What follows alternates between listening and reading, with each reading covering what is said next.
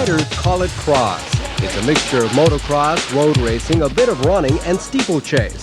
Add to this mix some specially designed lightweight bikes, a rugged course with steep hillsides, and strategically placed barriers. Put it all together and you've got cyclocross, one of the most physically challenging cycling sports ever invented. Cyclocross has long been a popular form of competitive cycling in Europe, but now it's catching on in America, attracting a growing number of riders looking for the ultimate test of endurance, strength, and skill. It's the toughest of all the disciplines of bicycling. It's definitely the toughest. And it's good that it only lasts maybe 3 months because it is so difficult. Portland, Oregon rider Michael Sylvester began competing in cyclocross racing 6 years ago. He's a former champion distance runner who now satisfies his thirst for competition through this grueling sport. In the Northwest, Michael is considered the top cyclocross rider. It's fun.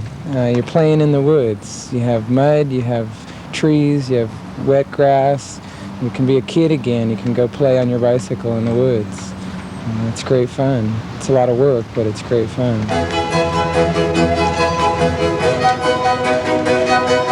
Michael calls cyclocross addicting. It would have to be when you consider the amount of time he spends just training for a race. His idea of great fun requires a tremendous commitment. I run 4 times a week on an average of an hour per time, and then I train usually 3 hours a day on the bike and then race on the weekends. In a way, it's kind of like a triathlon, but you're not swimming, but you're doing just about everything but swimming. Cyclocross is more than an endurance race. It's also a test of riding skill.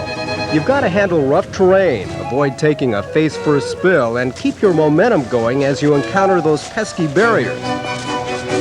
It's like ice skating. Cyclocross has a specific technique that involves getting on and off the bike quickly and efficiently without wasting any time or losing your momentum. And that transferring into the run is what cyclocross is all about.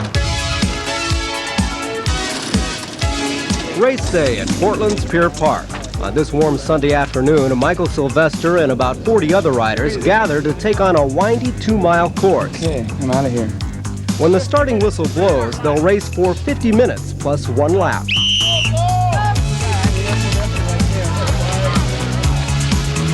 Key to get a fast start so that you make it to that first barrier with the lead group. Get to that barrier, get over the barrier, get going, get smooth, try and relax. And it's scary sometimes, because there's really hairy downhill descents and you have to really concentrate, and at the same time you're thinking about what you're going to do after you get up to the top of that hill. The ups and downs of this rugged course can not only take its toll on the riders, but also on their bikes. On this day, Michael Sylvester had a fairly smooth ride. His only mishap was catching his finger in the spokes as he carried his bike up a hill and suffering a nasty cut. But that didn't stop him from outriding the competition and breezing in the winner. For Michael, this race is just a tune-up as he rides toward the finale of the cyclocross racing season, the national championship.